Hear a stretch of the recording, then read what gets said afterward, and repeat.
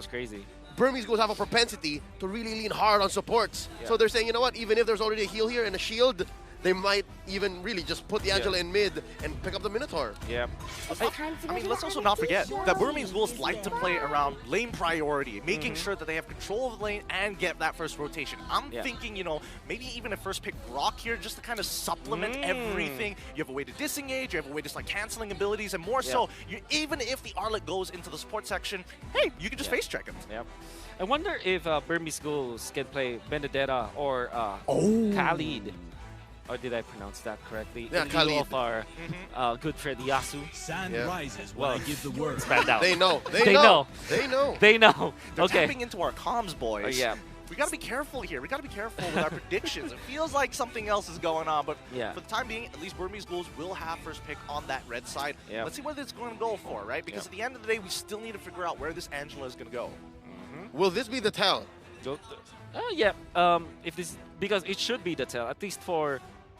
Well, if they pick up the EXP lane, you're That's still right, not see? sure. Yeah. No, so this is not a tell. Unless, obviously, we see a hard roamer, you know. But I think in Benedetta, actually, for Burmese Ghouls, because I kind of fairly remember it was in their region, they used that Benedetta a lot. Carbon can. I think Carbon has a solid Benedetta. I would put it past Okay. him for sure, but it looks like the next lock-in A is going to Ruby. be Ruby this time. I wanted to bring this up earlier, but I didn't know whether this was the right situation for it. I think this kind of, I don't want to say it works in the same way as Grok, but Yeah. at the very least, it's interesting, right? Yeah. Because we still don't know whether this is going to be going into the EXP lane Yep. or even in the support section. But at the Exactly. very least, it's great at catching heroes off. It's great at slowing down the Claude. More Yep. importantly, anybody's got a stun, I'll pull you away. I know damn well where it's going. Where? This is a Blink special. Okay. He's got a pocket Ruby. Yep.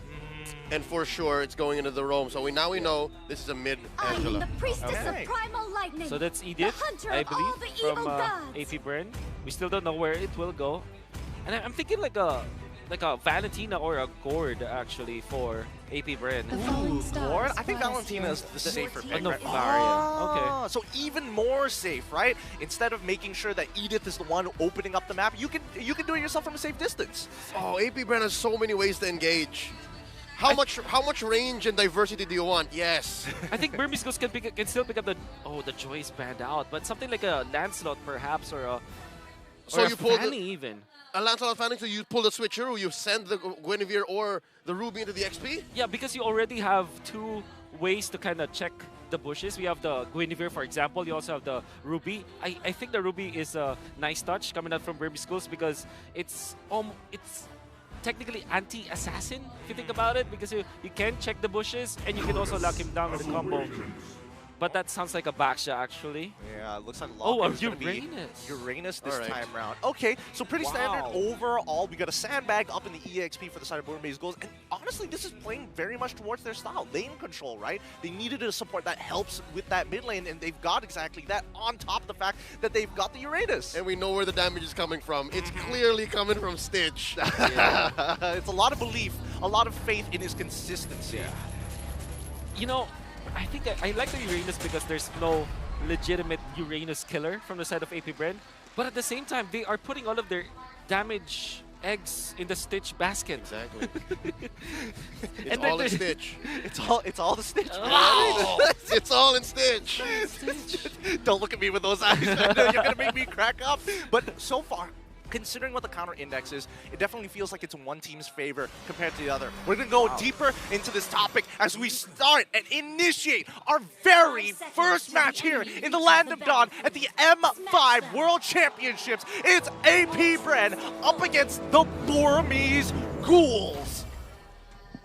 Welcome to Can't Mobile imagine Legends. that the early game should be the target here for, at least for Burmese Schools. They want to secure this because they're rocking the Brody with the Angela. And I'm actually thinking, like, what should be the good vehicle for the Angela? Obviously, you want to do it with the Gwyn, but at the same time, the Gwyn is more of a very committal, or it's like a kiting kind of hero where you commit your ultimate to get out. You don't really necessarily stay in front.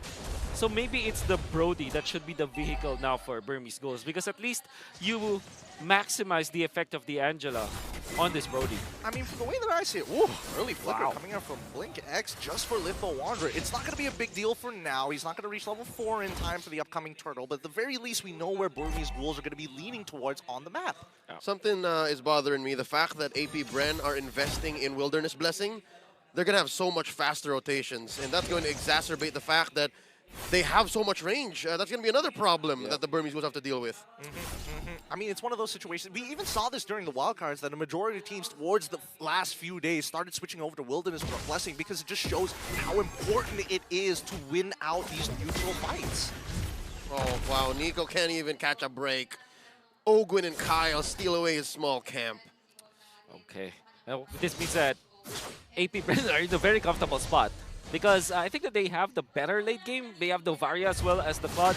Very strong in the latter portions of the game. And the fact that they are not getting invaded by Burmese ghouls, especially this Nolan, I think this is a good sign. But obviously, everything will change come the first turtle fight. And then we cut to Flapteezy, who has to deal with this Uranus, and all he's thinking of is just like, get me out of this lane, please. Let me team fight. Phew, come on over. They do set up for the first turtle. It's Nico first to the scene, pulling it over to their side. Turtle less than half health here. Carbon drawing a line between them and AP Bren. Here we go. Kyle Teasy comes in with the steal. And now Carbon gets Lina in him. Heart Guard committed in already, putting staff with the Ionic Edge. Blink X getting put into position with the final slash. Burmese Ghouls call out back. Rather interesting. I mean, I wouldn't have expected, I mean, for the side of Burmese Ghouls, you're expecting the traditional, oh, I'm just going to look for someone to heart guard, we're going to go in, we're going to look for a pick, and then we're going to get back out of there. But I think Burmese Ghouls played that very well. The TZ's down bottom. All right, Carbon's not going anywhere. I'm actually very surprised about AP Bren. I think I will review their early game rotations because, my oh my, how did Kyle TC get level 5, almost level 6 before the turtle happened? 2 minutes to 13, he's already he's just a quarter of XP away from getting into level 6. That's crazy. That's why they were able to steal it, because they have the superior levels and their retribution. I mean, let's not forget that when you are playing Nolan, your clear speed is rather fast. True. Like, have you ever seen Novarias just get frustrated? They know when they expect purple buff timings to die, and then Nolan's like walking through the mid lane. He's like, "What are you looking at? What are you shooting at?" I'm done. I'm gone. It's over. I'm over here now. Right? You could have sworn he's a time traveler. Exactly. Oh, wait, wow, Hunter's Strike already completed. Man, I wonder when, I think, especially with the trajectory that you're seeing from Kaltizi, the way that he's farming 2.4k at 3 minutes, this is Oppenheimer levels of explosions as we're going to see later on. That's historic. It is historic. But I think more importantly, wow, actually Flap having a considerable EXP lead against Carbon so far, despite getting proxied, despite having to join the fight a little bit later. Yep. And I think that was the one bastion that Burmese Ghouls can have, that little sanctuary that, hey, at least Carbon's winning his lane. And now they're switching it over. I think they need a little bit more XP on Lina.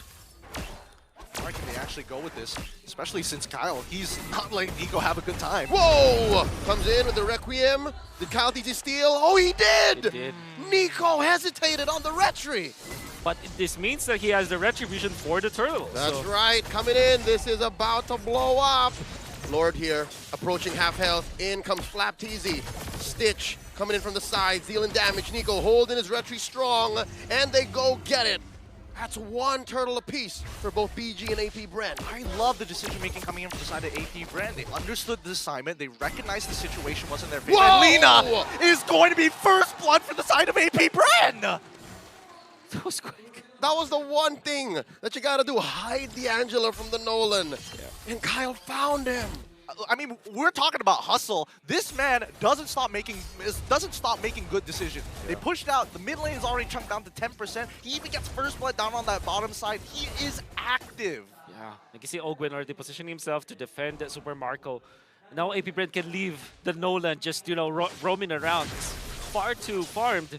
Even when he didn't get the second turtle, because of the amount of farm and the first blood that he was able to get and the number of creeps, jungle creeps that he was able to take away from Nico, look at him. He is level 10 compared to a level 8 Guinevere. He's always doing something. Yep. And he knows that this is the right thing to do against Burmese Ghouls, who are an initiative-based team. They want to be able to do the thing one after the other. 1, 2, 3, 1, 2, 3. It's up to their timing. But right now, it's Burmese Ghouls who's following AP Bren's flow.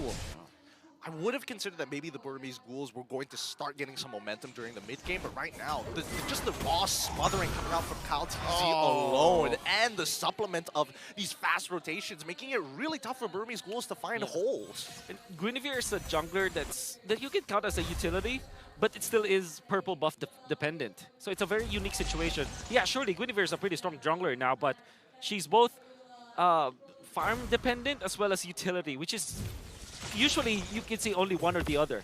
But because of the fact that all of the purple buffs were taken away from him, Nico is going to have a very bad time in the mid game. Speaking of which, I mean, we're looking at mid lane Carbon.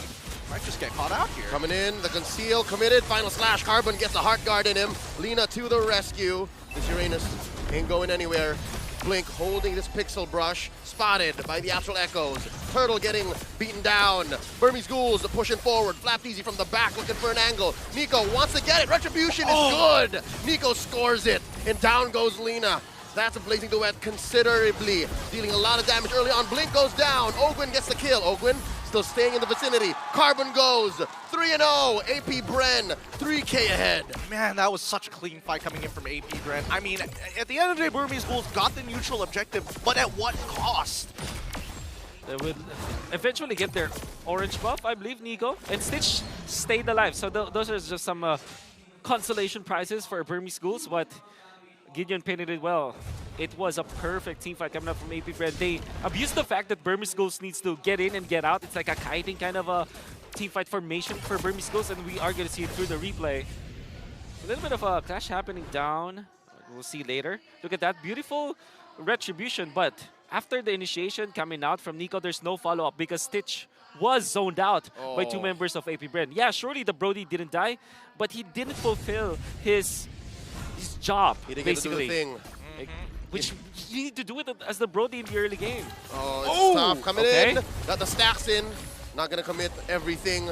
Burmese Ghouls playing with the range. And I think that's what also helped AP Bren win that perfect team fight, as you gentlemen were saying. They have so much range, they have so much diverse initiations that it spaces out Stitch. Yeah, it really does. I mean, Nico didn't have his ult to actually follow up and start a new fight, but in the meantime, at least they got a shutdown on towards Kyle TZ at the attempt of attacking that purple buff side from Burmese Ghouls. At the very least, we're seeing that Burmese Ghouls are scaling, right? 2 items already completed for the side of Brody, maybe a 3rd one on the way, and at this point, it's starting to get real dangerous, especially when you see Brody nearby.